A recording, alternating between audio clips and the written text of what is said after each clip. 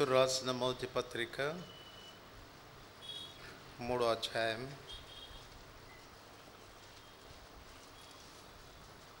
16-17 వచనాలు కలిసి చదువుకుంటాం.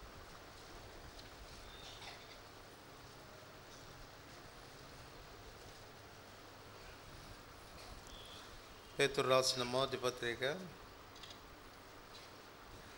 3వ అధ్యాయం 16 అంటే 15 నుంచి ఉన్నాయి, 15 నుంచి 17 వచనాలు కలిసి చదువుతాం. నిర్మలమైన మనస్సాక్షి కలిగిన వారై మీలో ఉన్న నిరీక్షణ గురించి మిమ్మల్ని హేతు అడుగు ప్రతివానికి సాత్వికంతోనూ భయంతోనూ సమాధానం చెప్పుటకు ఎల్లప్పుడూ సిద్ధంగా ఉండి మీ హృదయములను క్రీస్తును ప్రభుగా ప్రతిష్ఠించు. అప్పుడు మీరు దేని విషయమై దుర్మార్గులను దూషింపకూడదురో దాని విషయమై క్రీస్తునందున మీ సత్ప్రవర్తన యందు అపనింద వేవారు సిగ్గుపడదురు. ప్రార్థన చేసుకుంటారు.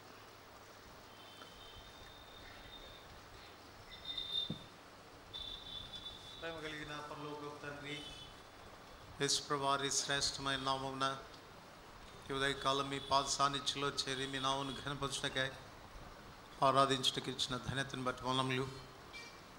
వేరు ప్రభువులు మమ్మల్ని ఏలుచు ఉండగా దయగల తండ్రి వారి ఆధిపత్యం క్రింద నుంచి మమ్మల్ని విడిపించి మీరే మా జీవితాలకి రాజుగా, ప్రభుగా, సార్వభౌముడిగా చేయబడిన దినాన్ని బట్టి వందనములు చెల్లిస్తూ ఉంటున్నాను.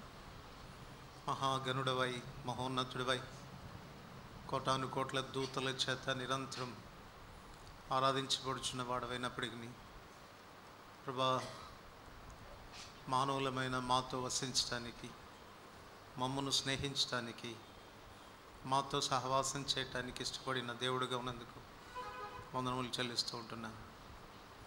నేడు మీరు మా ఆధారంగా ఉంటూ మా ప్రతి అవసరత కొరకు మిమ్మల్ని ఆశ్రయించగలిగిన స్థితిలోనికి, వేరెవరిని ఆశ్రయింపక మిమ్మల్ని మాత్రమే ఆశ్రయించగలిగిన స్థితిలోనికి మమ్మల్ని నడిపించినందుకు వందనములు.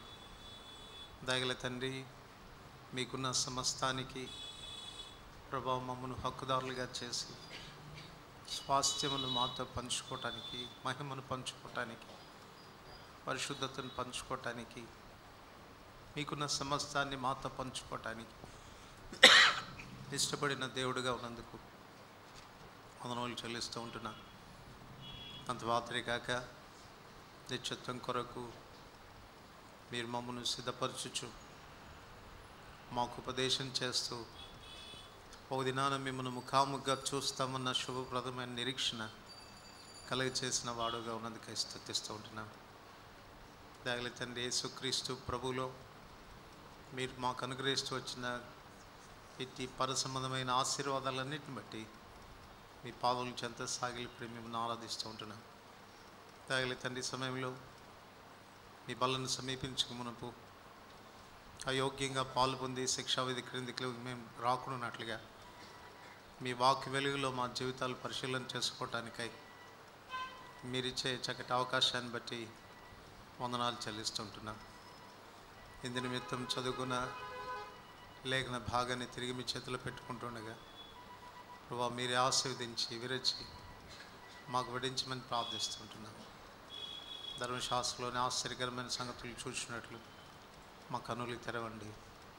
నేనైతే కేవలం నిష్ప్రయోజకమైన దాసుడను, ఏం పలకవలనో నాకు తెలియదు. మీరు నా నోట మాటలు ఉంచితేనే కానీ, వాక్శక్తిని ప్రసాదిస్తే కానీ నేనేం చేయజాలనని నా నిస్సహాయ స్థితిని తెలియచేసుకుంటూ మీ పైన ఆధారపడుతున్నాను.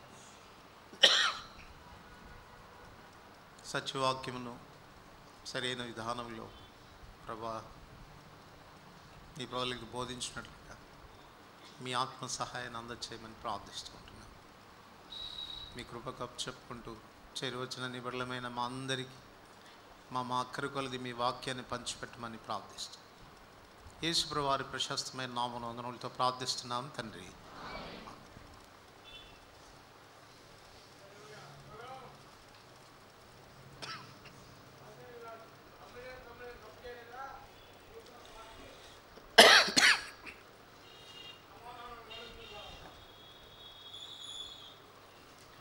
పేతురు రాసిన మొదటి పత్రిక మొదటి అధ్యాయం. పేతురు రాసిన మొదటి పత్రిక మొదటి అధ్యాయం 8-9 వచనాలు కలిసి చదువుకుంటా. 8-9 వచనాలు. మీరు ఆయనను చూడకపోయినను ఆయనను ప్రేమించున్నారు. ఇప్పుడు ఆయనను కనులారా చూడకే విశ్వసించు మీ విశ్వాసమునకు ఫలమును కనుక ఆత్మరక్షణ పొందొచ్చు చెప్పిన శక్యమును మహిమాయుక్తమునైన సంతోషం గల వారై ఆనందించుచున్నారు. సో సార్వత్రిక సంఘానికి ఈ సంవత్సరం కూడా దేవుడిచ్చినటువంటి వాగ్దానం మన అంశానికి పొడిగింపు అని చెప్పుకోవచ్చు. ఇక్కడికి ఎలాగే ఒక క్రైస్తవుడు ప్రభువులో ఆనందించాలి, దేవుడు అనుగ్రహించిన రక్షణ బట్టి ఎలా స్తుతించాలి, సంతోషంగా ఉండాలి అన్నటువంటి విషయాన్ని ఈ సంవత్సరం సంతోషం అనేటువంటి ఆ మాట మనకు ఇవ్వబడుతుంది. కనుక ఇది మన వాగ్దానం యొక్క పొడిగింపు, కొనసాగింపుగా మనం తీసుకొని దీన్ని మనం ధ్యానం చేయవచ్చు. ఈ సంతోషం ఏ సందర్భంలో రాయబడింది అని అంటే, మళ్ళీ మనం వెనక్కి వస్తే మన మహిమకు సంబంధించినటువంటి సందర్భం అని చెప్పుకోవచ్చు. దేవుడు మనల్ని దండన నుండి తప్పించడం మాత్రమే కాదు, నిత్య స్వాస్థ్యానికి ఆయన మనల్ని హక్కుదారులుగా చేశాడు, నిత్య మహిమకు మనల్ని పాత్రులుగా చేశాడు. మహిమకు పాత్రులుగా చేయబడినటువంటి మనము ఆ మహిమను స్వతంత్రించుకోవటానికి వెళ్ళవలసిన మార్గం అంటూ ఒకటి ఉంది. 6వ వచనంలో చెప్తున్నాడు, ఇందువలన మీరు మిక్కిలి ఆనందించుచున్నారు కానీ అవసరమును బట్టి నానా విధమైన శోధనల చేత ప్రస్తుతమున కొంచెం కాలం మీకు దుఃఖం కలుగుతున్నది. ఆనందం ఉంది, భవిష్యత్తును గురించిన ఆనందం ఉంది, నిరీక్షను బట్టి మనకు ఆనందం ఉంది. కానీ ఆ నిరీక్షణ మన జీవితంలో వాస్తవికమైనదిగా కావాలి అని అంటే మనం వెళ్ళాల్సినటువంటి మార్గం ఉంది. అందుకే అవసరమును బట్టి ప్రస్తుతమున కొంచెం కాలం మీకు దుఃఖం కలుగుతున్నది. సైతాన్ చేసే పని ఏంటి అని అంటే, దేవుడు తన అందరి విశ్వాసం ద్వారా దేవుడు అనుగ్రహించినటువంటి ఆ మహిమ వైపుగా మన దృష్టి ఉండకుండా ప్రస్తుత కాలాన కలుగుతున్నటువంటి శోధనల మీద మన దృష్టిని మళ్ళించి మనం అనుభవించాల్సిన సంతోషాన్ని వాడు హరించడానికి ప్రయత్నం చేస్తాడు. కనుక అందుకే మనం చాలా జాగ్రత్తగా ఉండాలి. క్రైస్తవ జీవితంలో ఎదురయ్యే ప్రతి పరీక్ష, పరిశోధనలు మనకు విరోధంగా కాదు, మన కొరకు, మన క్షేమం కొరకు, మన అవసరత కొరకు, మన మహిమ కొరకు అన్న విషయాన్ని మనం ఎప్పుడైతే గుర్తుపెట్టుకొని ఉంటామో అప్పుడు మనకు కలిగేటువంటి ఈ శ్రమల్లో, ఇబ్బందుల్లో మనం అభ్యంతరపడకుండా ఉండే ఆస్కారం అనేది ఉంది. కనుక అపోస్తలుడైన పేతురు ఈ పత్రిక రాయడంలో ఉన్నటువంటి ఉద్దేశం ఏంటి అని అంటే, చెదిరిపోయినటువంటి విశ్వాసులైన వారికి కలిగిన మహాశ్రమల్లో ఆయా దేశాల్లోనికి చెదిరిపోయినప్పుడు వారిని ధైర్యపరుస్తూ, వారిని ఆదరిస్తూ, వారు ప్రభువులో ఆనందించినట్లుగా చేయటానికి క్రైస్తవ జీవితం అంటే ఏంటి, వ్యక్తిగతంగా మనం ఎలా ఉండాలి, కుటుంబంగా ఎలా ఉండాలి, సమాజంలో మన ప్రవర్తన ఎట్లా ఉండాలి, మన ప్రతిస్పందనలు ఎలా ఉండాలి అన్నటువంటి విషయాలన్నీ కూడా తను కూలంకుషంగా రాస్తూ వచ్చినాడు. ఇక్కడికి ఇప్పటికే మనం చాలా విషయాలు ధ్యానం చేస్తూ వచ్చినాం. పోయిన పాఠంలో మనం నేర్చుకున్నది ఏంటంటే, మనం క్రైస్తవ ప్రేమను వ్యక్తపరిచేటువంటి విశ్వాసులుగా ఉండాలని.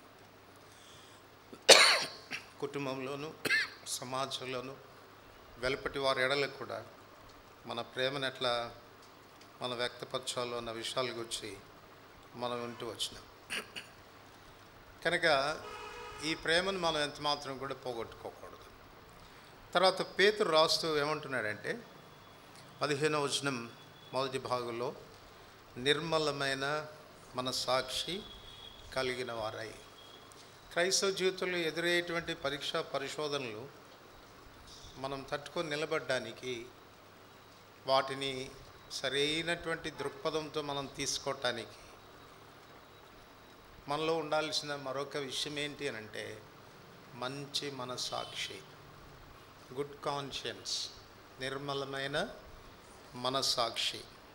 ఇది చాలా అవసరం. ఎప్పుడైతే నిర్మలమైనటువంటి మనస్సాక్షి మనకుండదో, మనకు ఎదురయ్యే శ్రమల్లో మనం ఎలా స్పందించాలో మనకు తెలియదు. మనకు ఎదురయ్యేటువంటి శ్రమల్ని మనం ఎలా అర్థం చేసుకోవాలో మనకు తెలియదు. ఈ మనస్సాక్షి నిర్మలమైనదిగా ఉన్నప్పుడే సరైనటువంటి దృక్పథంతో మనం చూడటానికి, ఆలోచించడానికి, జడ్జి చేయడానికి దోహదపడుతుంది. మనస్సాక్షి అని నేను చాలాసార్లు చెప్పాను మీకు. మనస్సాక్షి అంటే కాన్షియన్స్, ఇంగ్లీష్ పదం. దానికి డిక్షనరీలో ఉన్న అర్థం ఏంటి అని అంటే ఇన్నర్ జడ్జ్ అని అర్థం. బైబిల్ దాన్ని ఒప్పుకుంటుంది. చూడండి, రోమిలికి రాసిన పత్రిక 2వ అధ్యాయం. రోమిలికి రాసిన పత్రిక 2వ అధ్యాయం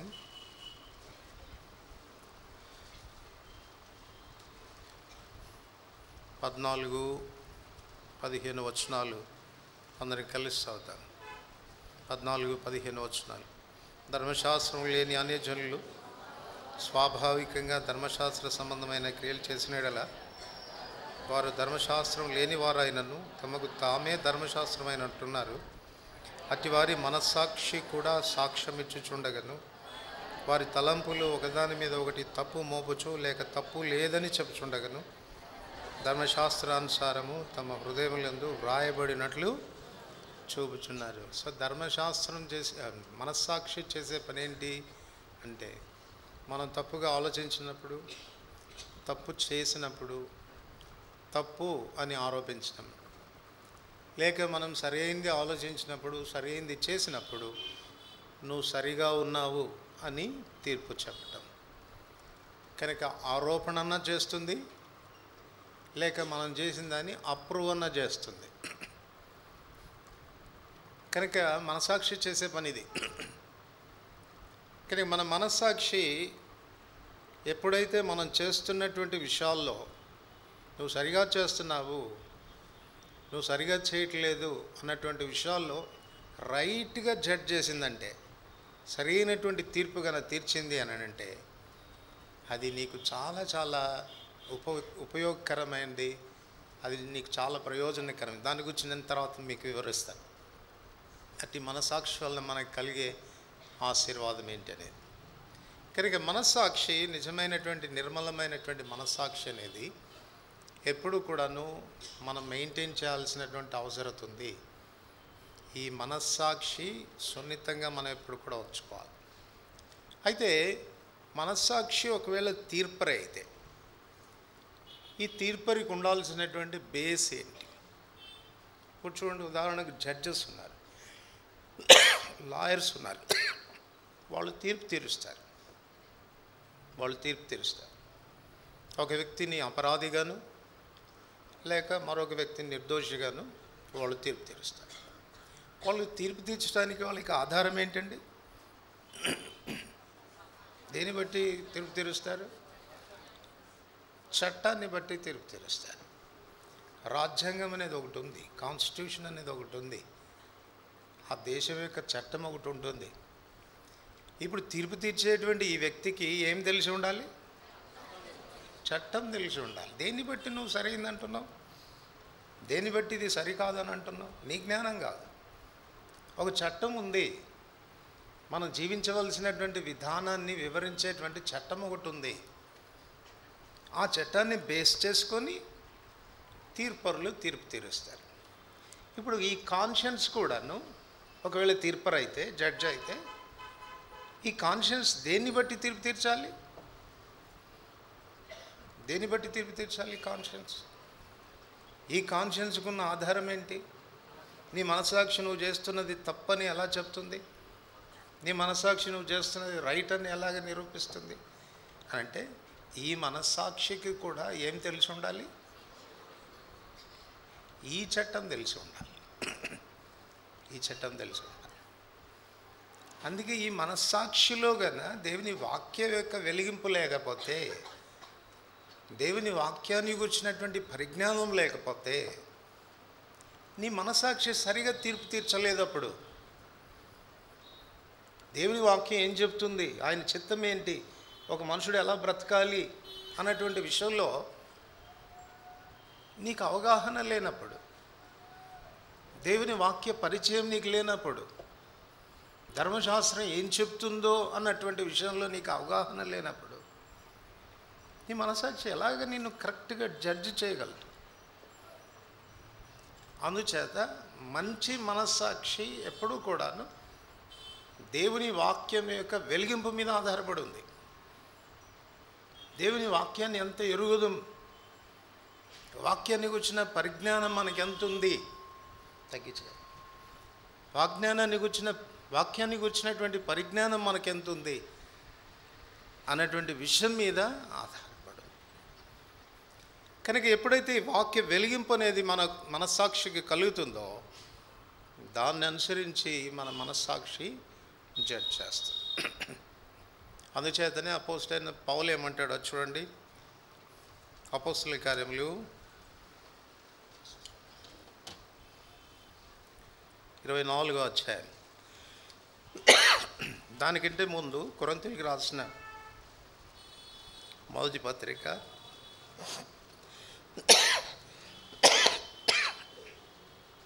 8వ అధ్యాయం.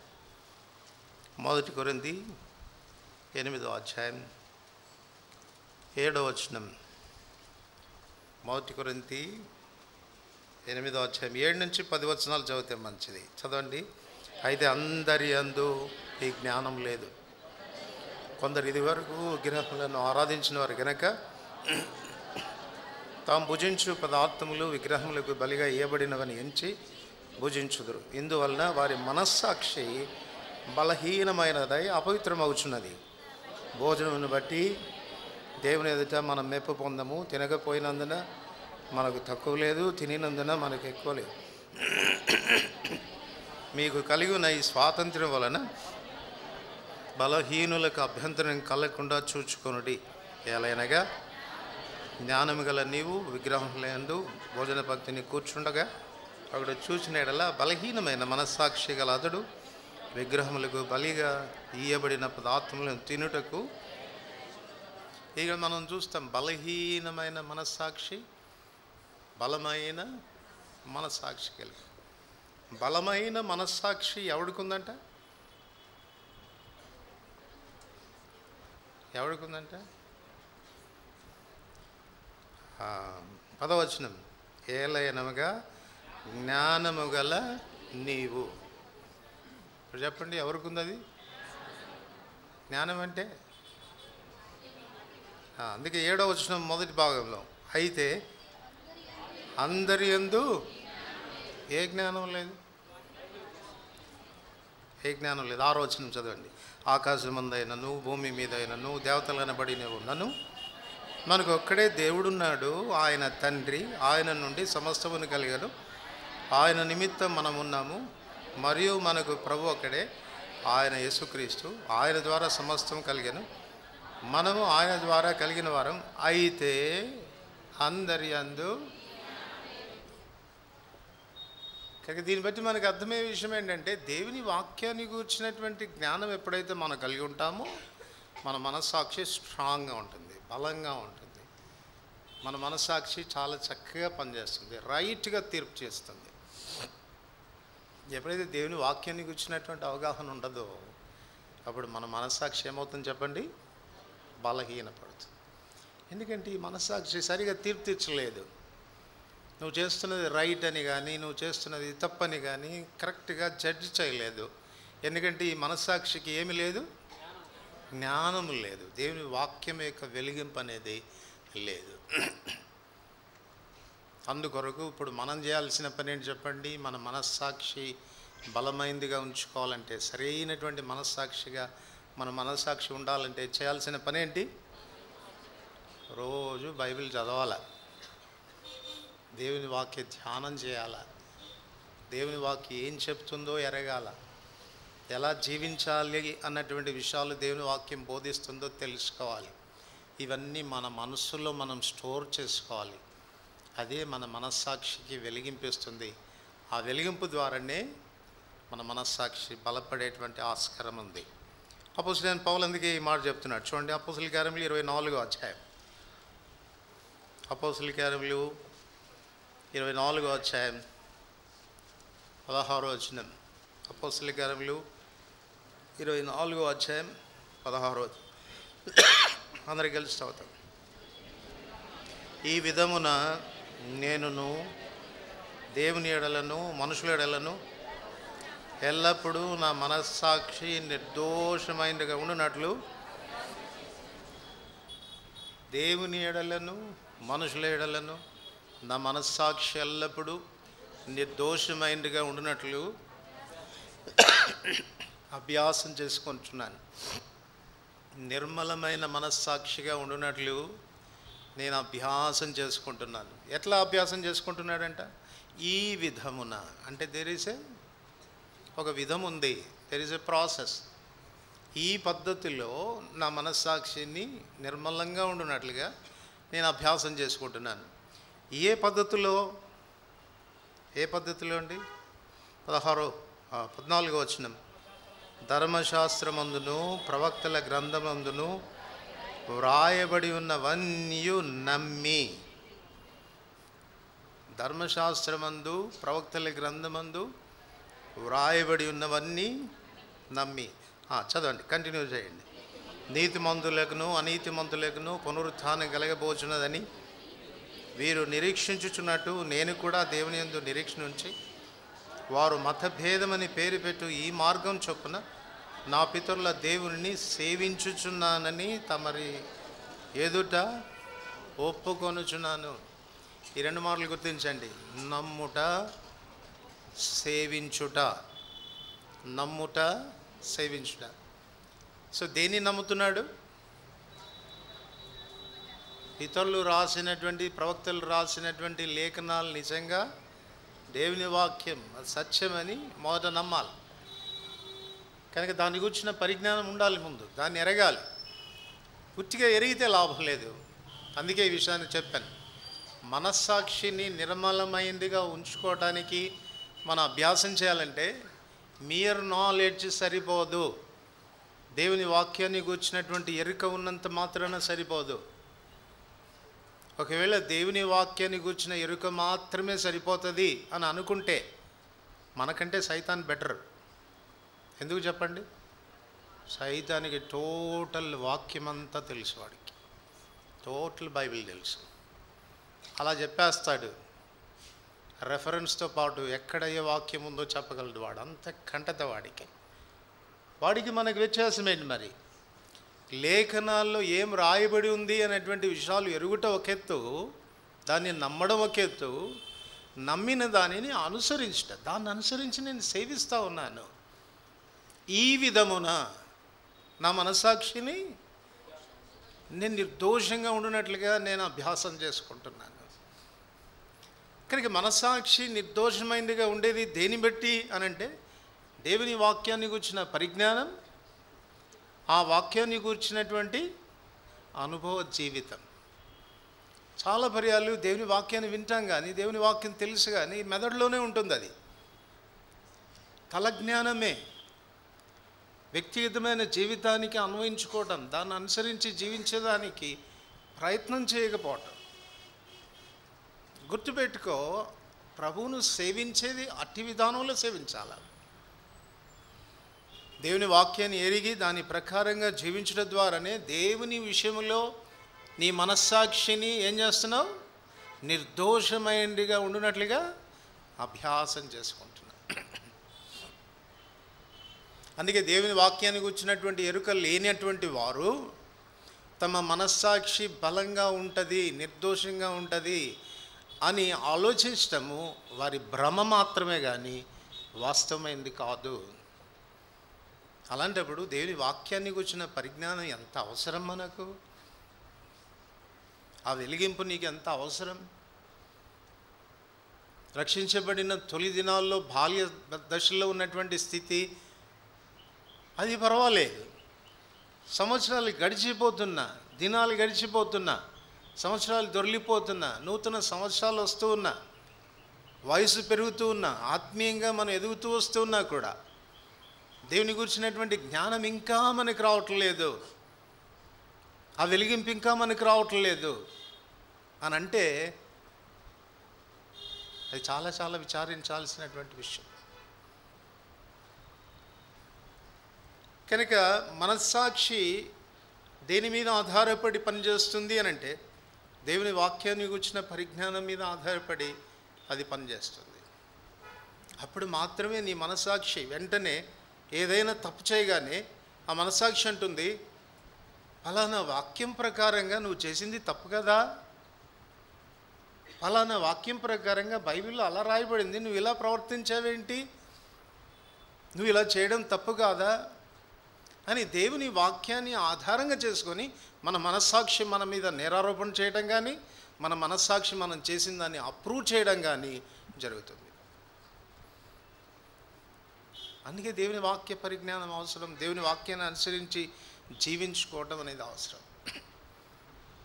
ఎప్పుడైతే మన మనస్సాక్షి దేవుని వాక్యాన్ని బేస్ చేసుకొని ఆధారంగా చేసుకొని మనల్ని తీర్పు తీర్చడం ప్రారంభిస్తుందో దానికి ఓబే అవడం అనేది మనం నేర్చుకోవాలి.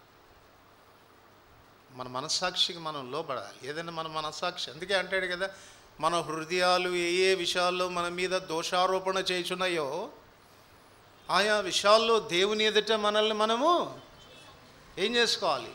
సమ్మతిపరుచుకోవాలి, సరిచేసుకోవాలి. ఎవరో నీకు తీర్పు తీర్చరు, నీ మనస్సాక్షి నీకు తీర్పు తీరుస్తుంది. నువ్వు చేస్తున్నది సరైంది, నువ్వు చేస్తున్నది సరైంది కాదు అని. నీ మనస్సాక్షిని ఒకవేళ నువ్వు నీ మీద నిరారోపణ చేస్తున్నప్పటికీ కూడా దాన్ని నువ్వు ఎదిరించినట్లయితే, దాన్ని ఖాతరు చేయనట్లయితే జరిగేటువంటి విషయం ఏంటి అని అంటే నీ మనస్సాక్షి మలినపడుతుంది. ఎందుకు? ఆజ్ఞ అతిక్రమమే పాపం. నీ మనస్సాక్షి నువ్వు చేసింది తప్పు సరిచేసుకో అని ఆజ్ఞాపిస్తున్నప్పుడు నీ మనస్సాక్షికి నువ్వు లోబడకపోతే, అందుకే ఏం రాశాడు చూడండి, రోమిలికి రాసిన పత్రిక 2వ అధ్యాయం, రోమిలికి రాసిన పత్రిక 2వ అధ్యాయం 15వ వచనం, 14-15 వచనాలు మళ్ళీ ఒకసారి చదువుతాను. ధర్మశాస్త్రం అన్యజనులు స్వాభావికంగా ధర్మశాస్త్ర సంబంధమైన క్రియలను చేసిన ఎడల వారు ధర్మశాస్త్రం లేని వారైనను తమకు తామే ధర్మశాస్త్రం అయినట్టున్నారు. అట్టి వారి మనస్సాక్షి కూడా సాక్ష్యం ఇచ్చుచుండగను, వారి తలంపులు ఒకదాని మీద ఒకటి తప్పు మోపుచు తప్పు లేదని చెప్పుచుండగను, ధర్మశాస్త్రానుసారము తమ హృదయములందు వ్రాయబడినట్టు. ఇప్పుడు చెప్పండి, మనస్సాక్షి ఈక్వల్ టు ధర్మశాస్త్రం. ధర్మశాస్త్రానికి లోబడకపోతే, మనస్సాక్షికి లోబడకపోతే ధర్మశాస్త్రానికి లోబడనట్టే, ఆజ్ఞను అతిక్రమించినట్లే. ఆజ్ఞను అతిక్రమించిన ప్రతిసారి జరిగే విషయం ఏంటంటే మనలో పాపం కలుగుతుంది, మన మనస్సాక్షి అపవిత్రం అవడం ప్రారంభిస్తుంది. తీతుకు రాసిన పత్రిక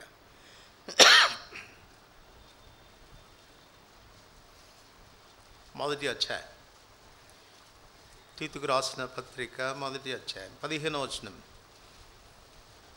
అందరికి కలిసి చదువుతాం. 15వ వచనం, పవిత్రులకు అన్నీ పవిత్రంలే కానీ అపవిత్రులకు అవిశ్వాసులకు ఏది పవిత్రమైనది కాదు.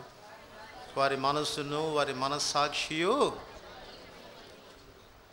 అపవిత్రులకు వారి మనస్సాక్షి ఏమైందంటే చెప్పండి, అపవిత్రపరచబడింది. అందువలన వాళ్ళకి సరైనటువంటి జడ్జ్మెంట్ అనేది రాదు. ఏది సరైంది ఏది సరైంది కాదు అనేటువంటి తీర్పు అనేది వారి మనస్సాక్షి చేయలేదు. ఒక భక్తుడు ఏమని రాస్తాడంటే, ఈ మనస్సాక్షి అనేది ఇట్స్ లైక్ ఎ వెంటిలేటర్. దేనికి వెంటిలేటర్? నీతి సూర్యుడైనటువంటి ప్రభు కిరణాలు లోపలికి పడ్డానికి. నీ వాక్యము వెల్లడగుట తోడనే వెలుగు కలుగుతుంది. సో ఆ లైట్ అనేది రావాలి, దేవుని వాక్య వెలిగింపు అనేది రావాలి. ఈ వెంటిలేటర్ గ్లాస్ మనం అబద్ధం ఆడినప్పుడు, దానికి విరోధంగా తప్పు చేసిన ప్రతిసారి కూడా ఈ వెంటిలేటర్ మీద మురికి ఏర్పడుతుంది, ప్యాచెస్ ఏర్పడుతూ ఉంటాయి. కొంతకాలానికి ఏమైపోద్ది, ఈ వెంటిలేటర్ గ్లాస్ ఏమవుతుంది, పూర్తిగా మురికి పట్టిపోతుంది. ఆ తర్వాత ఏమవుతుంది చెప్పండి, సూర్యకిరణాల్లో. అంటే నీకు ఎన్లైటన్మెంట్ రాదు, ఇక దేవుని వాక్య వెలిగింపు ఇంక నీకు రాదు, దేవుని వాక్యానికి వచ్చినటువంటి గ్రహింపు నీకు రాదు. కనుక నీ మనస్సాక్షి అటువంటి పరిస్థితిలోనికి వెళ్ళిపోక మునిపే, దేవుని వాక్య వెలిగింపు నీకు ఇంకా ఏమాత్రము కలగకుండా నీ మనస్సాక్షి మలిన పడక మునిపే నువ్వేం చేయాలి చెప్పండి? ఆయన వెలుగులో ఉన్న ప్రకారం నువ్వు వెలుగులో నడిచిన ఎడలా అన్యోన్య సహవాసం గలవారమైందువు. అప్పుడు ఆయన కుమారుడైన యేసు రక్తం ప్రతి పాపం నుండి మనల్ని కడిగి. ఎప్పుడు కడుగుతుంది? 9వ వచనం, మన పాపములను మనం ఒప్పుకొని.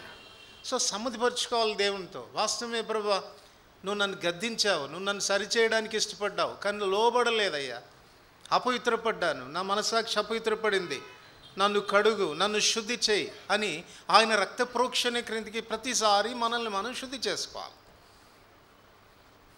పాతకాలం మనుషులకి బాగా తెలుసు, హరికేన్ ల్యాంప్స్ ఉండేవి కదండి, హరికేన్ ల్యాంప్స్ ఉండేవి, కిరోసిన్ దీపాలు కదా, మంచి గ్లాస్ ఉండేది.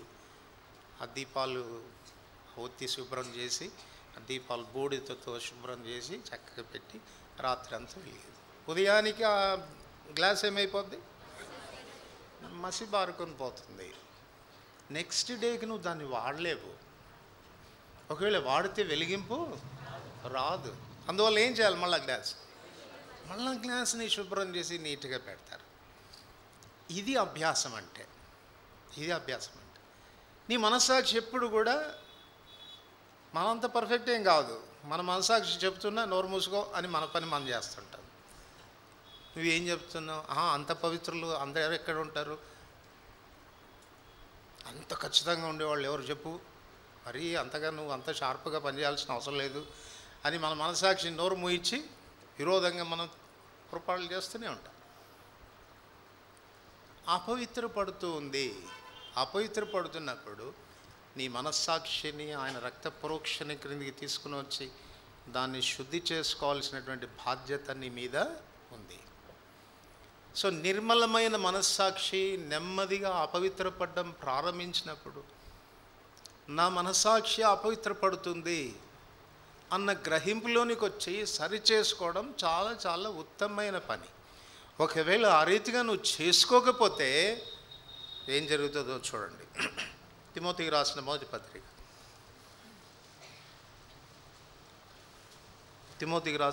పత్రిక, 4వ అధ్యాయం మొదటి 2 వచనాలు అందరికి కలిసి చదువుతాం. మొదటి 2 వచనాలు.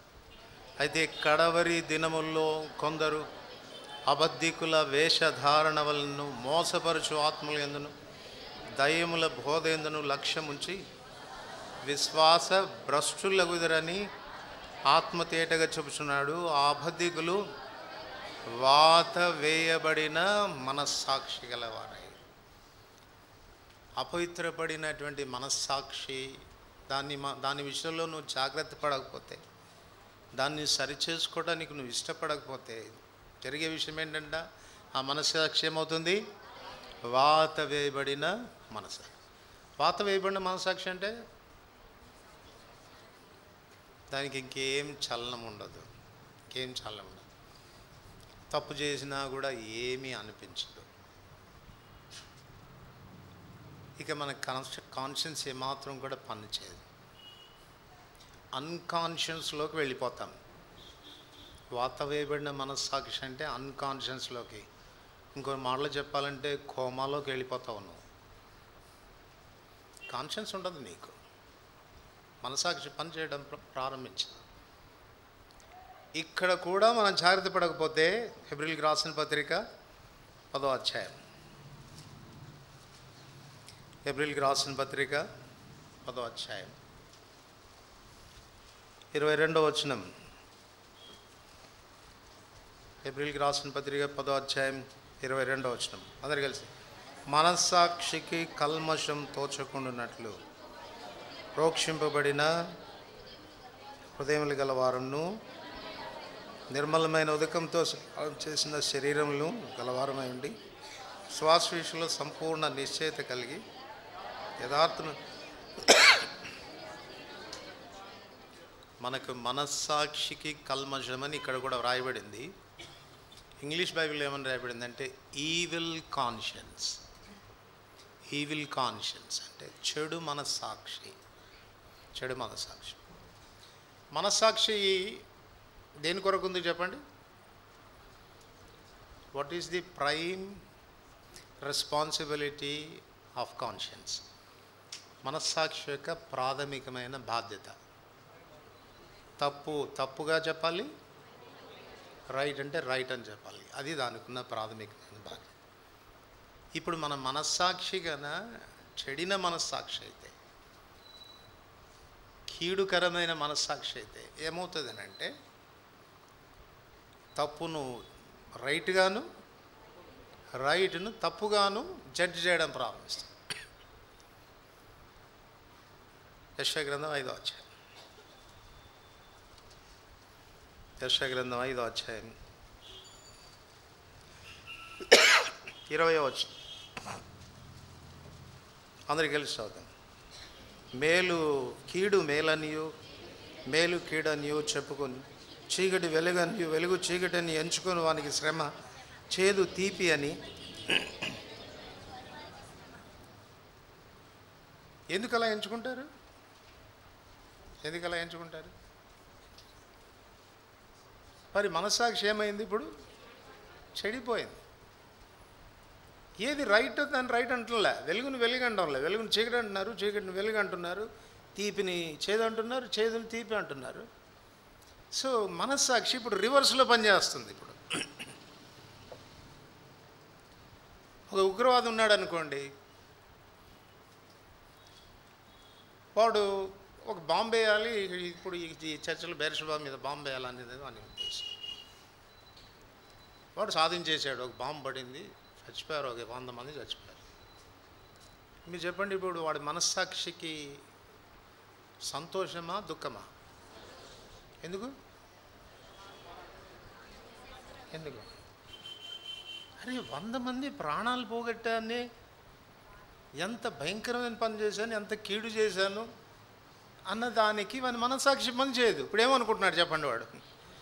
నేను చేసింది రైట్, 100 మందిని చంపాలనుకున్నాను, చంపాను, నేను చేసింది రైట్ అంటే ఇప్పుడు చెప్పండి వాడు మనస్సాక్షి దేని ఎంత సంతోషిస్తుంది?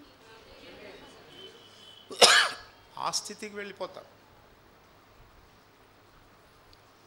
ఒకవేళ నీ మనస్సాక్షిని నిర్మలమైన మనస్సాక్షిగా ఉంచుకోవడానికి నువ్వు అభ్యాసం చేసుకోకపోతే నెమ్మదిగా అపవిత్రపడడం ప్రారంభిస్తుంది. అపవిత్రపడినటువంటి మనస్సాక్షులు దేవుని వాక్య వెలిగింపు అనేది ఆగిపోవడం ప్రారంభిస్తుంది. ఆ తర్వాత అది సెన్స్ పోగొట్టుకుంటుంది.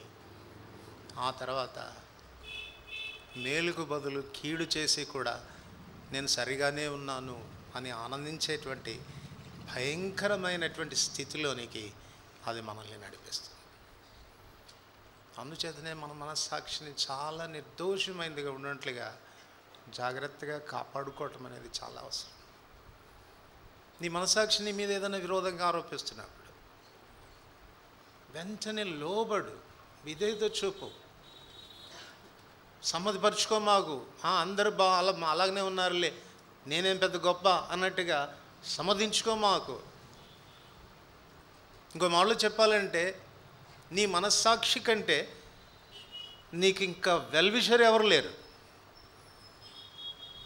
నీ మనస్సాక్షే నీ వెల్విషర్. దాన్ని ఆ రీతిగా ఎంచు. చూడండి, మనకి ఎవరైనా మన వెల్విషర్స్ ఏదైనా కౌన్సిల్ చేస్తుంటే ఏం చేస్తాను చెప్పండి? వి టేక్ ఇట్ కదా, తీసుకుంటాం. సరే నువ్వు నా వెల్విషర్ కాబట్టి నీ మాట వింటున్నాను రా నేనంట. నీ మనస్సాక్షి కంటే నీకు వెల్విషర్ ఇంకొకడు లేడు. అందుచేత కీప్ ఇట్ ప్యూర్, పవిత్రంగా ఉంచుకో. ఈ పవిత్రంగా ఎవరు ఉంచుకోగలరు? ఇక్కడనే మనం ఆలోచించుకోవాలి. అసలు ఇటువంటి మనస్సాక్షి ఎవరికి ఉంటుంది? హెబ్రీయులకు రాసిన పత్రిక 9వ అధ్యాయం. హెబ్రీయులకు రాసిన పత్రిక 9వ అధ్యాయం.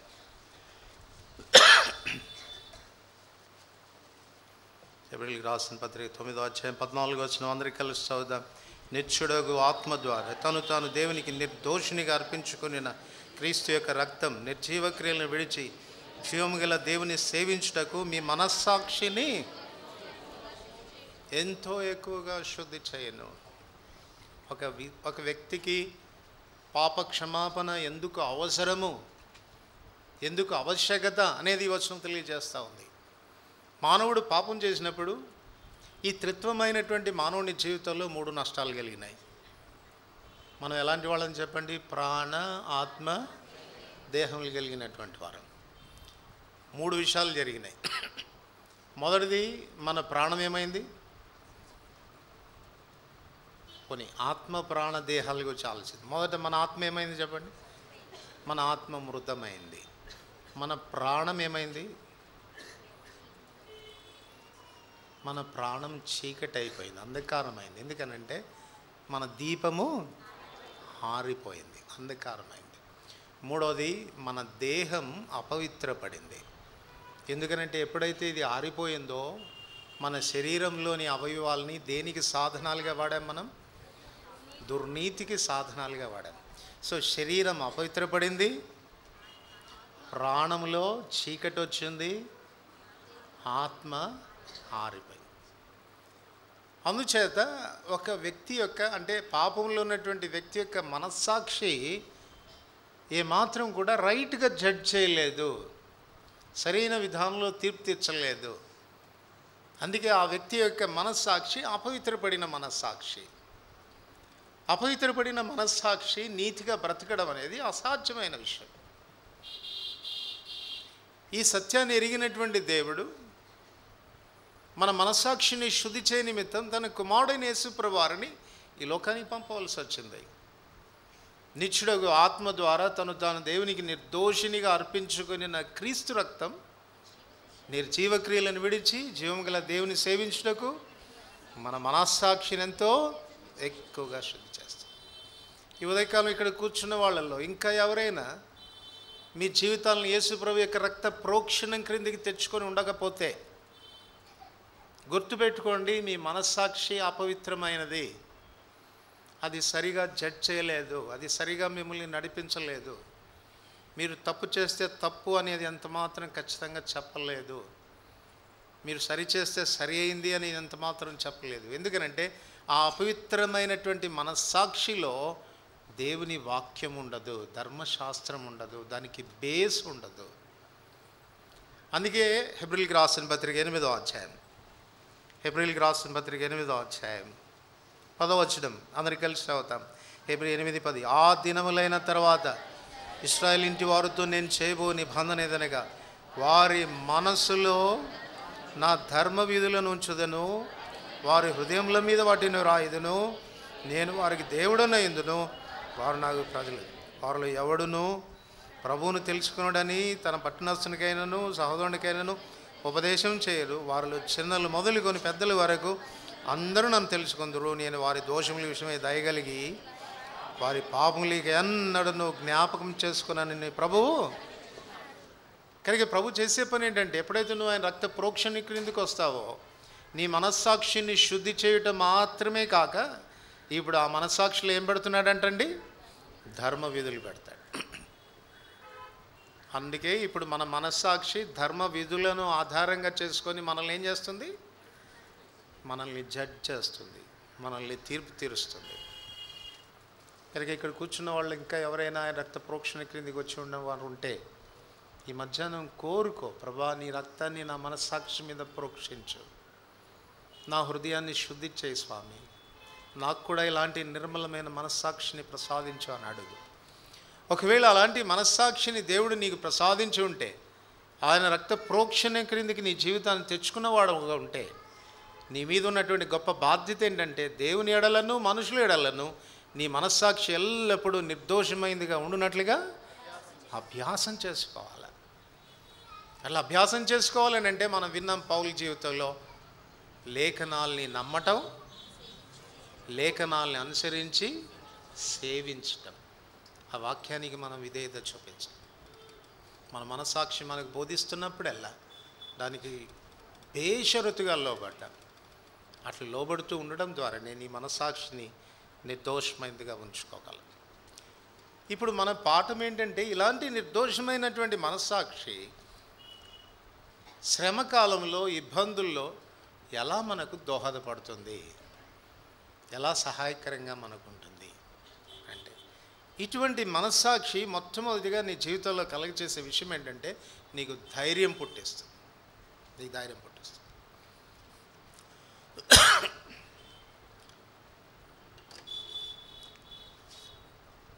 ఎన్ని రూపాయలండి ఇది?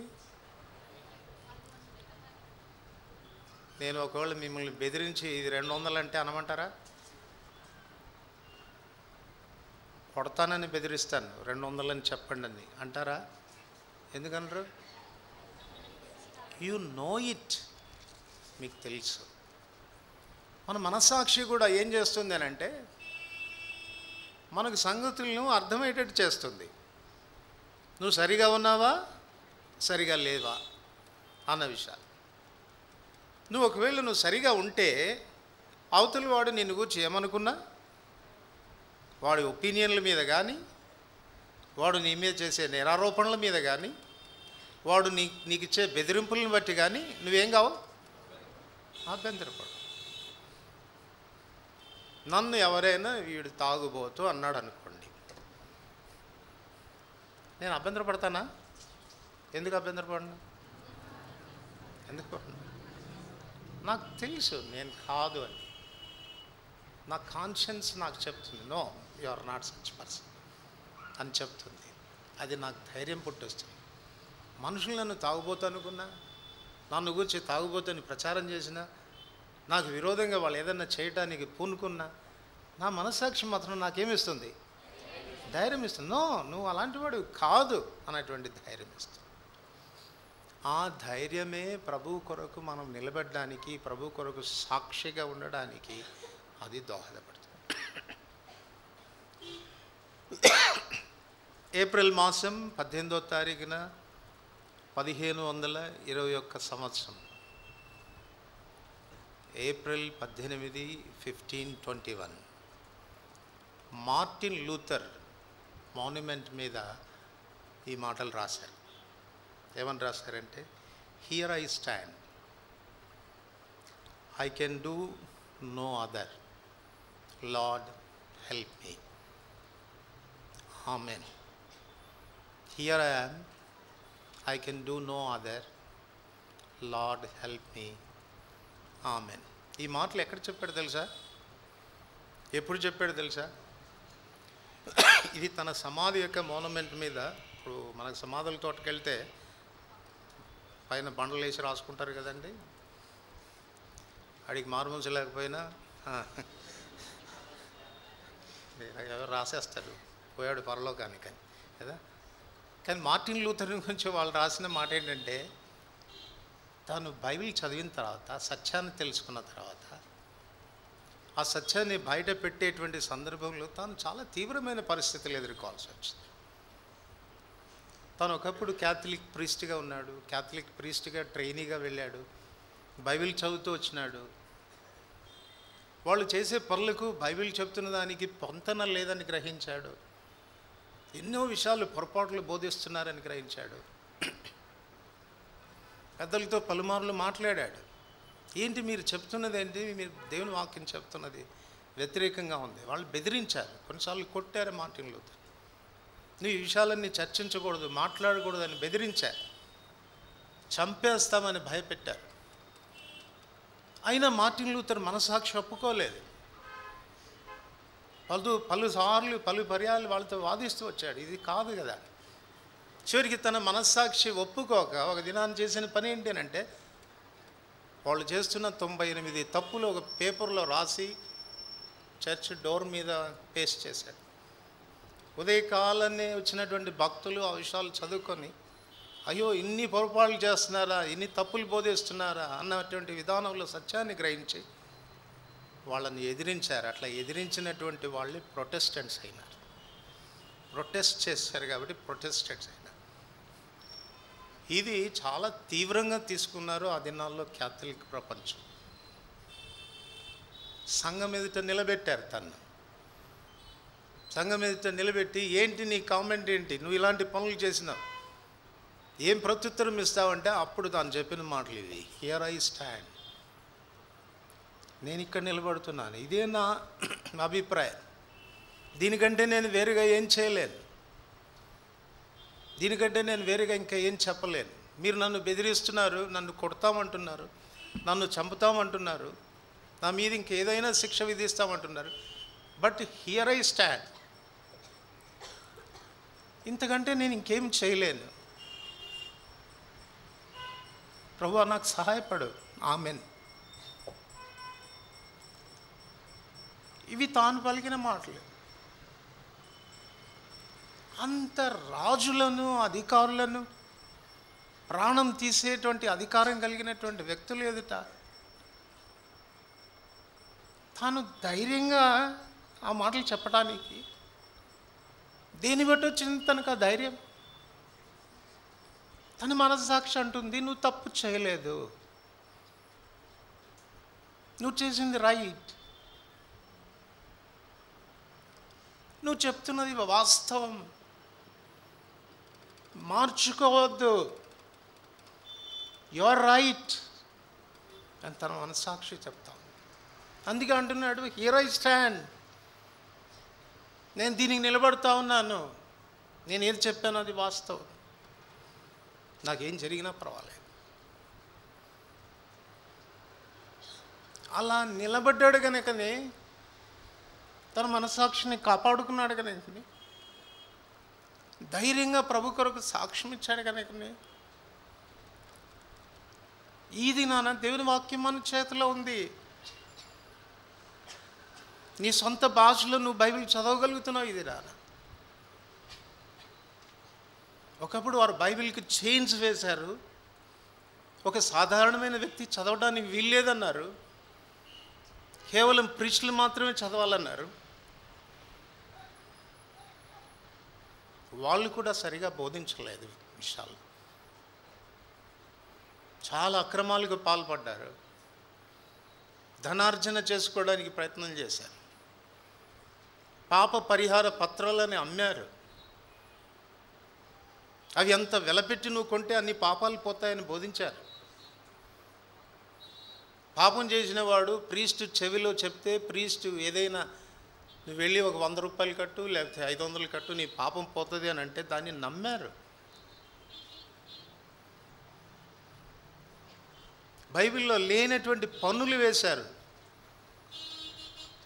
పేతురు పన్నని, ఆ పన్నని, ఈ పన్నని వేసి ప్రజల దగ్గర నుంచి డబ్బులు వసూలు చేశారు. రాజ్యాధికారం, మతాధికారం రెండు వారి చేతిలో ఉన్న కారణం చేత వారు చేసినటువంటి పనులు ఇవన్నీ కూడా. కానీ మార్టిన్ లూథర్ ఎదిరించాడు. కారణం ఏంటి అనంటే, తన మనస్సాక్షికి అది తప్పు అనిపించింది. వెలిగించబడిన మనస్సాక్షి కలిగినటువంటి వాడై, సత్యం ఎరిగిన వాడై, ఇది పాప పరిహార పత్రాల ద్వారా కాదు, లేక యాజకుడి చెవులు చెప్పడం ద్వారా కాదు పాపాలు పోయేది, లేక మనం ఏదో ప్రయాసపడితే కాదు పాపాలు పోయేది. నీతిమంతుడు విశ్వాస మూలముగా జీవించును, విశ్వాసము ద్వారానే మానవునికి పాపక్షమాపణ ఉంది అనేటువంటి సత్యం బైబిల్ బోధిస్తుంది అనేటువంటి విషయాన్ని తెలుసుకొని దాన్ని నమ్మి పవిత్రపరచబడిన మనస్సాక్షి కలిగిన వాడై నిలబడ్డాడు. ఆ ధైర్యం ఇచ్చింది తనకు, ప్రభు కొరకు సాక్షిగా ఉండగలిగాడు. కనుక నిర్మలమైన మనస్సాక్షి చేసే పని ఏంటంటే మనకు ధైర్యం పుట్టిస్తుంది. ఒకప్పుడు పిరికివాడు కదండి, ఎవరు పేతురు ఒకప్పుడు పిరిగివాడు. ఆయన ఎవరో నాకు తెలియదని చెప్పాడు, బొంకాడు, ఒట్టు పెట్టుకున్నాడు, అబద్ధం ఆడాడు. కారణం ఏంటి? తనకు వచ్చినటువంటి శ్రమల్ని తట్టుకోలేక, నిలబడలేక, బలహీనమైన మనస్సాక్షి కలిగినటువంటి వాడై తను అభ్యంతరపడ్డాడు. కానీ ఆ తర్వాత దేవుని ఆత్మ వారి మీదకి వచ్చిన తర్వాత పేతురు ఎలాగ నిలబడ్డాడు చెప్పండి? వాళ్ళందరి ముందు నిలబడి అంటాడు, మీరు చెప్పండి ఏది న్యాయం అండి? దేవుడి మాట వింటాం న్యాయమా, మీ మాట వింటాం న్యాయమా చెప్పండి? నేను దేవుని మాటే వింటామండి, కన్న వాటిని విన్న వాటిని చెప్పకుండా ఊరుకోలేమన్నారు. చివరికి ఆయనను సిలివేయడానికి తీసుకుపోతా ఉంటే పారిపోయాడా? ఏమన్నాడు? అయ్యా, నా ప్రభులాగా నేను సిలువేయబడ్డానికి యోగ్యుని కాదు స్వామి, నన్ను తలకిందులుగా సిలువేయండి. సంతోషంగా సిలువను హత్తుకున్నాడు. ఎట్లా వచ్చింది ఈ కాన్ఫిడెన్స్? ఎట్లా వచ్చింది ఈ ధైర్యం? ఇటు ధైర్యం రావడానికి కారణం మంచి మనస్సాక్షి, నిర్మలమైన మనస్సాక్షి. ఆ మనస్సాక్షి ఏమంటుందనంటే, నువ్వేమి తప్పు చేయలేదు, డోంట్ వరీ, భయపడవద్దు, వాళ్ళ బెదిరింపులకు భయపడవద్దు, వారు నీకు వేసే శిక్షకు భయపడవద్దు, దేహమును చంపువానికి భయపడక ఆత్మను దేహమును రెండింటినీ నరకంలో పడద్రోసేవానికి భయపడు. కనుక వారి మనస్సాక్షి వారికి ధైర్యం ఇస్తూ వచ్చింది, నేను తప్పు చేయలేదు. కనుక నీ మనస్సాక్షిని శ్రమల్లో నిన్ను నిలబెట్టాలి అని అంటే, నువ్వు ధైర్యంగా పరిస్థితులన్నీ తట్టుకొని నిలబెట్టడానికి దోహదపడేది ఈ మంచి మనస్సాక్షి. అంచేత మంచి మనస్సాక్షిని ఎప్పుడు కూడా మనం కాపాడుకోవాల్సినటువంటి అవసరం. మంచి మనస్సాక్షి రెండోదిగా మన జీవితాల్లో కలిగజేసే మేలు ఏంటంటే, it gives inner peace. It gives inner peace. మనకేమిస్తుంది? లోపల సమాధానం ఇస్తుంది. దుర్వార్తను విన్నప్పుడు అటువాడు ఏం కాడంటండి? జడియాడు, భయపడ్డాడు. ఎందుకు భయపడ్డాడు? వాళ్ళ కాన్షియన్స్ ఎప్పుడు ఎట్లా ఉంటుంది? క్లీన్గా ఉంటుంది, పవిత్రంగా ఉంటుంది. ఎటువంటి వార్తలు వచ్చినా మనకేం కాదు, భయం అనేది రాదు. ఎప్పుడు కూడా మనం ఆలోచించాల్సిన విషయం ఏంటంటే, వన్స్ ఒక్కసారి మనలోగున ఉన్నటువంటి ఈ సమాధానాన్ని పోగొట్టుకుంటే, మనలో ఉన్నటువంటి ఆ ఏమని చెప్పాలి, ఆ యూనిటీ, ఐక్యతను పోగొట్టుకుంటాం. ఎందుకు యూనిటీ అని చెప్తున్నానంటే, మన వ్యక్తిత్వం త్రిత్వంగా ఉంటుంది. మన ఆలోచనలు, మన మాటలు, మన చేష్టలు, ఇవన్నీ కూడా ఒకటిగా ఉండాలి. ఏం ఆలోచిస్తామో అదే మాట్లాడాలి, ఏం మాట్లాడతామో అదే చేయాలి. But many times we are divided కదండి. ఆలోచించేది ఒకటి, మాట్లాడేది ఒకటి, చేసేది ఒకటి. You are divided. ఎందుకు అట్లా డివైడ్ అవుతావు అనంటే, నీలో వచ్చినటువంటి పిరికితనం, నీలో వచ్చినటువంటి భయం. ఏమి ఆలోచిస్తున్నావో అది చెప్పగలవా? ఏమి చెబుతున్నావో అది చేయగలవా? అలా చేయాలంటే నువ్వు డివైడెడ్గా ఉండకూడదు. నీ వ్యక్తిత్వం అనేది ఐక్యపరచబడిందిగా ఉండాలి. ఒకవేళ భయం నీలోనికి ప్రవేశించింది అని అంటే నువ్వు డివైడ్ అయిపోతావు. ఎప్పుడైతే నువ్వు డివైడ్ అయిపోతావో, శ్రమ దినమందు కృంగిన ఎడల నువ్వు చేతకన్నా. సామెతలు 24:10. శ్రమ దినమందు ఎప్పుడైతే నువ్వు కృంగుతావో, భయం అనేది వస్తుందో, ప్రభు కొరకు నువ్వు చేయాల్సింది ఏమాత్రం నువ్వు చేయలేవు. ఏ పరిస్థితిని కూడా నువ్వు ఎదుర్కోలేవు. అందుచేతనే వాడు నిన్ను ఏం చేస్తాడు చెప్పండి? వాడు ఏం చేయలేడు మనల్ని. వాడు మనల్ని ఏమైనా చేయాలంటే కూడా వాడికి పర్మిషన్ అవసరం. ఎవరి పర్మిషన్? దేవుని పర్మిషన్ అవసరం. ఆయన అనుమతిస్తేనే వాడు ఏదన్నా మనల్ని తాకగలడు. అందుకే వాడు ఏం చేస్తాడంటే వాడు గర్జించు సింహంలాగా గర్జిస్తూ ఉంటాడు అంతే, పళ్ళు లేవు కొరకడానికి. కాబట్టి గట్టి శబ్దంతో కేకలేస్తాడు, మన మీద బెదిరింపులు తీసుకొని వస్తాడు. భయపడవద్దు, కృంగవద్దు. ఎప్పుడు కూడా సైతాను మన మీదకి దాడికి వచ్చినప్పుడు మనకి ఎప్పుడు భయం అవుతుంది చెప్పండి? చదవండి యోహాను సువార్త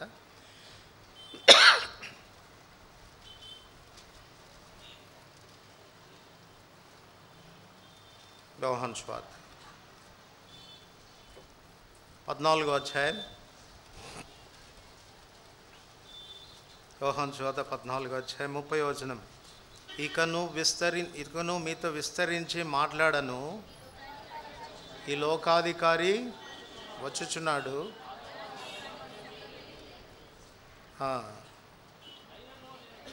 చాలు మనకు తెలుగులో లోకాధికారి వచ్చుచున్నాడు, నాతో వానికి సంబంధం ఏమీ లేదని ఉంది.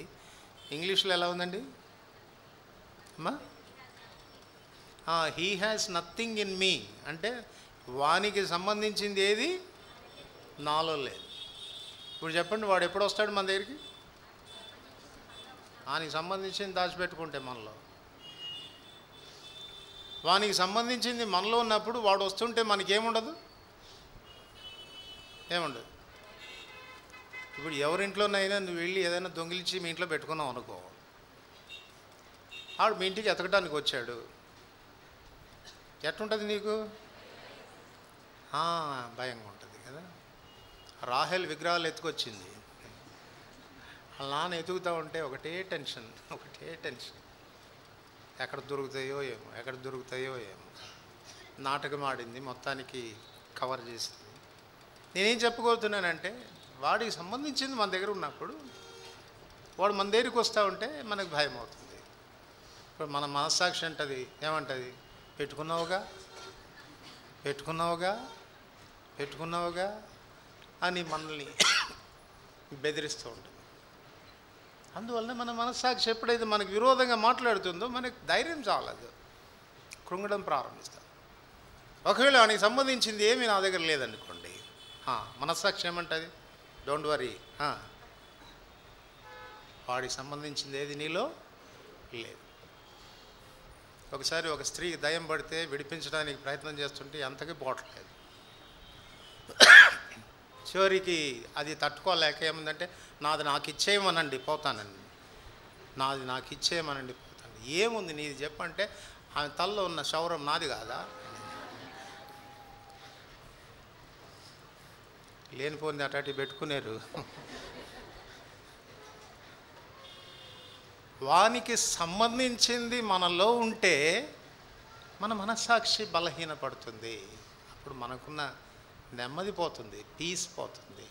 వాడు వస్తూ ఉంటే కలవరం మొదలవుతుంది, మనకు భయం మొదలవుతుంది. వానికి సంబంధించింది ఏది పెట్టుకోవద్దు, అది అభ్యాసం చేసుకోవటం అంటే. కనుక ఏదైనా చేరిందా వాడికి సంబంధించింది నాలో, ప్రతిసారి చెక్ చేసుకుంటూ మనల్ని మనం సరిచేసుకుంటూ రావాలి. అట్లా సరిచేసుకుంటూ రావడమే మన మనస్సాక్షిని అభ్యాసం చేసుకోవడం. తద్వారా మన మనస్సాక్షి మనకేమిస్తుంది చెప్పండి? నెమ్మది ఇస్తుంది.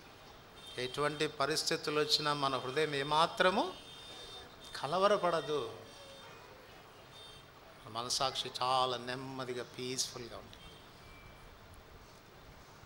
ఎప్పుడైతే నీ మనసు నెమ్మదిగా ఉంటుందో నీ వ్యక్తిత్వం చాలా స్ట్రాంగ్గా ఉంటుంది.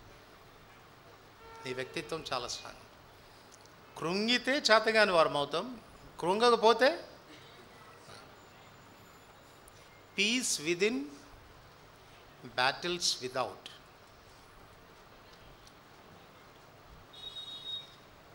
ఎప్పుడైతే లోపల పీస్ ఉంటుందో బయట బ్యాటిల్స్ ఏం చేస్తాం? ధైర్యంగా ఎదుర్కొంటాం. లోపలగా నా పీస్ పోయిందంటే బయటికి ధైర్యం ఏం చేయాలి? పిరుకోడి చేతికి ఒకవేళ ఆటం బాంబు ఇచ్చి ఒరే వెయ్యరా అని అంటే వీడి చేతులు వణుకుతా వాని మీద వేసుకుంటాడు. ఎందుకనంటే వీడికి ధైర్యం చాలడం లేదు, వణుకు వస్తూ ఉంది లోపల, విసరడానికి చాతగాట్లేదు. కారణం ఏంటి? నీ మనస్సాక్షి బలహీనపడింది. అందుచేతనే శ్రమ వచ్చినప్పుడు కృంగిపోతున్నావు, నిరాశపడుతున్నావు, తట్టుకోలేకుండా ఉంటున్నావు, దాన్ని ఎదుర్కోలేకుండా ఉంటున్నావు. ఆ శ్రమకు నిలబడి ధీటుగా ఎదుర్కోలేకపోతున్నావు. వీటన్నిటికీ కారణం నీ మనస్సాక్షి నిర్మలంగా ఉండకపోవటం. ఎప్పుడైతే ఆ మనస్సాక్షి మనకు నిర్మలంగా ఉంటుందో మనం చాలా ధైర్యంగా ఉండే ఆస్కారం. మనస్సాక్షి నిర్మలంగా ఉంటే మనం ఎవరికి కూడా భయపడం. ఎందుకు అనంటే దేవుడు మన పక్షంగా ఉంటాడు కదా. దేవుడు మనల్ని అప్రూవ్ చేస్తున్నప్పుడు, దేవుడు మన పక్షంగా ఉండగా మనకు విరోధి ఎవడు? 118వ కీర్తన.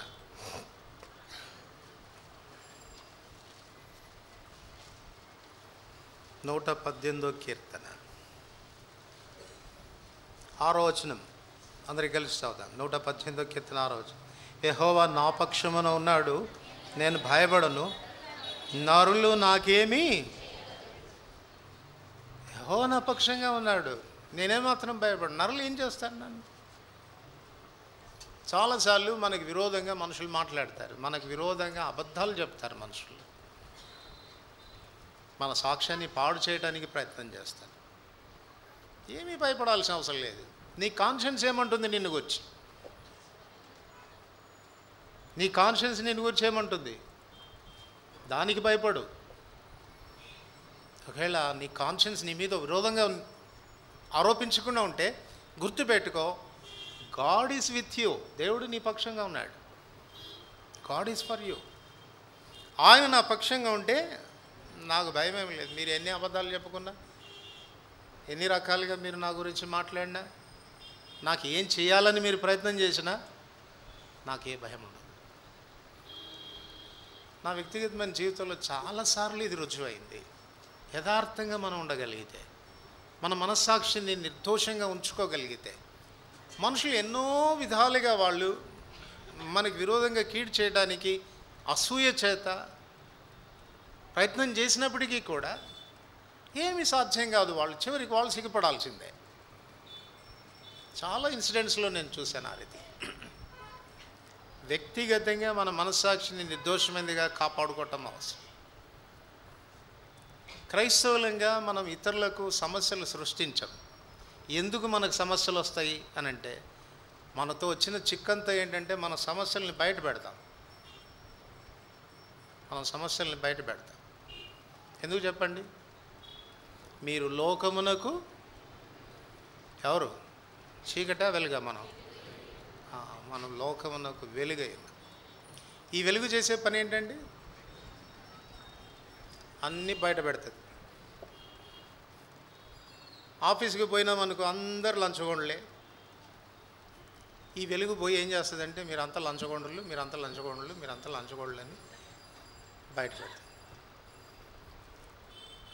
న్యాయవంతుడైన వాడు, నీతిమంతుడైనంత వాడు రానంత వరకు ఈ లంచగొండులకు ఏమీ అనిపించదు. వాళ్ళకి చల్లగా ఉంటుంది. వీడు పోయిన తర్వాత వీడు ఒక్కడు తీసుకోవట్లేదు, మనల్ని ఏమనుకుంటారు? వాడు తీసుకోకపోతే మనల్ని ఏమనుకుంటారు? వాడు తీసుకోకపోతే మనల్ని ఏమనుకుంటారు? ఇది మొదలవుతుంది. ఇప్పుడు నువ్వు ఏం చేసావో చెప్పండి? అక్కడ పోయి ఆ వెలిగింపించావు అన్నమాట. వాడికి వెలిగింపు. ఇప్పుడు ఆ వెలిగింపులో వాళ్ళు వెలిగింపులో సరి చేసుకోవడానికి ఇష్టపడతారా? ఈయన ఎలగొట్టడానికి ప్రయత్నిస్తారా?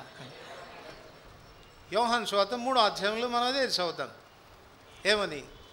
ఈ తీర్పు ఇదే, లోకంలోనికి వెలుగు వచ్చను, కానీ మనుషులు లోకంలో వెలుగును ప్రేమింపక ఎందుకు చీకటిని ప్రేమించారు? తమ క్రియలు దుష్క్రియలుగా కనపడకుండాన్నట్లు వారు వెలుగునొద్దకు రారు. మేము ఎక్కడ పోతే అక్కడ అంతా టార్చ్ చేస్తూ ఉంటాం. నేను చాలాసార్లు చెప్తాను కదా, చీకటిలో దొంగోడు ఒక ఇంటి తాళం తీస్తూ ఉన్నాడు, దొంగతనం చేద్దామని ప్రయత్నం చేస్తూ ఉన్నాడు, నువ్వు పోయి వానికి టార్చ్ చేసినావంటే హ్యాపీగా ఉంటుందా? థ్యాంక్ యూ అంటాడా? ఎంత కోపం వస్తుందో, వాడి చేతులు ఏదైనా ఉంటే నీ మీద ఇసిరేస్తాడు. కారణం ఏంటి? వెలుగును ప్రేమించడు వాడు దొంగ గనక. సో లోకంలో ఉన్న వ్యక్తుల యొక్క వ్యక్తిత్వం వేరు, మన వ్యక్తిత్వం వేరు. మనల్ని ద్వేషించడానికి కారణం అదే. ప్రభు ఏమంటాడంటే, వాళ్ళు నన్ను ద్వేషించారు, మిమ్మల్ని తప్పకుండా ద్వేషిస్తారు. యోహాను సువార్త 15వ అధ్యాయం 16, 17, 18 వచనాల్లో మనం చదువుతాం. నేను ఇంకో మాట మీకు చెప్తున్నాను, మిమ్మల్ని ద్వేషించకపోతేనే మిమ్మల్ని అనుమానించాలి. లైట్ లేదనమాట మీ దగ్గర.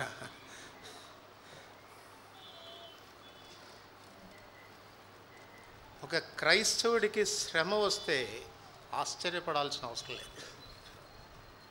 అదే పేతురు 4వ అధ్యాయంలో రాస్తాడు. పోకిరి చేష్టలు, దురాశలు, మద్యపానము, విగ్రహ పూజలు మొదలైనటువంటి వాటి యందు ఒకప్పుడు మనం ఉంటూ వచ్చినాం. ఇప్పుడు వాటిని మానేసి ఏం చేస్తున్నామంట? వాటిని మానేసాము, వాళ్ళకి విరోధంగా పరిగెడుతున్నామంట మనం. చదవండి 1 పేతురు 4వ అధ్యాయం.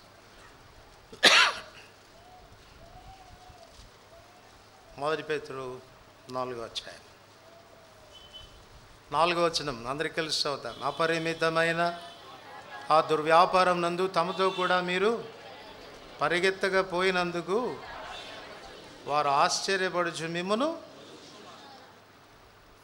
వాళ్ళతో కలిసి మనం పరిగెట్టినందుకు వాళ్ళు ఆశ్చర్యపడతారు, మనల్ని దూషించడం ప్రారంభిస్తారు.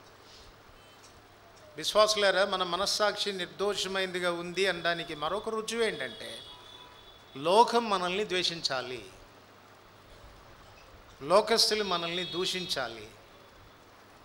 ఎందుకు అనంటే, నీ ప్రవర్తనకు వాళ్ళ ప్రవర్తనకు కోయిన్సైడ్ కాదు. వాళ్ళు తూర్పు అంటే మనం పడమర అంటాం, వాళ్ళు ఉత్తరం అంటే మనం దక్షిణం అంటాం, వాళ్ళు తీపి అంటే మనం చేదంటాం, వాళ్ళు చేదంటే మనం తీపి అంటాం. నీకు వాళ్ళకు పడదు, ఒప్పుకోరు, వాళ్ళకి అర్థం కాదు. ఏంది మనం తీపి అంటే వాడు చేదంటాడేంటి? తీయగలేదా లంచం తీసుకోవటం? ఇదేంటి వాడికి చేదంటాడేంటి? అర్థం కాదు. ఖచ్చితంగా ద్వేషించడం ప్రారంభిస్తాం. కనుక దీన్ని ఎదుర్కోవాల్సిందే. నువ్వు ఈ పరిస్థితుల గుండా నువ్వు వెళ్ళాల్సిందే. వెళుతున్నప్పుడు నువ్వు చేయాల్సిన పని ఏంటి? నీ మనసాక్షిని నీకు ధైర్యం పుట్టించాలంటే, నీకు ఇన్నర్ పీస్ ఉండాలంటే, వెలపట నీకు కలిగేటువంటి యుద్ధ పోరాటాల్లో నువ్వు స్టాండ్ కావాలంటే, నీ మనస్సాక్షిని ఎప్పుడు నిర్దోషమైనదిగా ఉన్నట్లుగా కాల్చుకోవాలి. టెంప్ట్ కావద్దు. అరే ఏంటి ఇంత అవివేకంగా ప్రవర్తిస్తున్నాను, వాళ్ళు చూడు ఎంత సుఖంగా ఉన్నారో, ఎంత సంపాదించుకుంటున్నారో, ఎన్ని ఆస్తిపాస్తులు వస్తున్నాయో, పిల్లల్ని ఎంత చక్కగా చూసుకోగలుగుతున్నారు, ఎన్ని వసతులు ఏర్పాటు చేయగలుగుతున్నారు. నేనేమన్నా అజ్ఞానినా ఏంటి? నేనేం కావాలని కోరుకోవట్లేదు కదా. వాళ్ళంతటికి వాళ్ళే చేతిలో పెట్టిపోతుంటే వద్దంటం ఏంటి? కొన్నిసార్లు మన మనస్సాక్షి నెమ్మదిగా బలహీనపడే ఆస్కారం ఉంటుంది. కీప్ ఇట్, కాపాడుకో, అపవిత్రపడకుండా చూసుకో.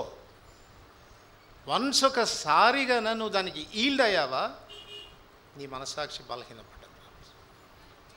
వన్స్ ఒకసారి బలహీనపడ్డావనంటే నీ వ్యక్తిత్వం డివైడ్ అయిపోతుంది. ప్రభు కొరకు నువ్వు నిలబడలేవు. నీ మాటలు ఒకలాగా ఉంటాయి, నీ ఆలోచనలు ఒకలాగా ఉంటాయి, నువ్వు చేసే చేష్టాలు ఒకలాగా ఉంటాయి. ఉదాహరణతో ఒకటి పొంతన కుదరదు. అందుకొరకు ప్రభు కొరకు నువ్వు సాక్షిగా ఉండాలి. నిన్ను చూసినటువంటి వాడు అంటాడు, బోధలు మాత్రం బాగా చేస్తావు కానీ నీ ప్రవర్తన ఏమయ్యా సరిగా లేదే అంటాడు. మిమ్మును బట్టి కదా నా నామం అన్యజనుల మధ్య దూషణ పాలదు. నీ వ్యక్తిత్వాన్ని గమనిస్తారు వాళ్ళు. You cannot stand before them. క్రైస్తవుడు అని చెప్పుకొని నువ్వు నిలబడలేవు. నీ వ్యక్తిత్వం నీ బోధలకు మ్యాచ్ కావాలి అంటే నీ వ్యక్తిత్వం చాలా స్ట్రాంగ్గా ఉండాలి. అది దేని మీద ఆధారపడింది అంటే నీ మనస్సాక్షి మీద ఆధారపడి. కనుక అన్ని సమయాల్లో మన మనస్సాక్షిని నిర్మలమైనదిగా ఉన్నట్లుగా జాగ్రత్తగా కాపాడుకోవటం ద్వారానే ఎట్టి పరిస్థితులనైనా మనం తట్టుకోవడానికి అవసరమైన శక్తిని ప్రసాదిస్తుంది, ధైర్యాన్ని ఇస్తుంది, అట్టి నెమ్మదిని మన హృదయాల్లో అది మనకు కలగచేస్తుంది. అట్టి స్థితిలో ప్రభు మనల్ని ఉంచునుగాక. ప్రార్థన చేస్తాం.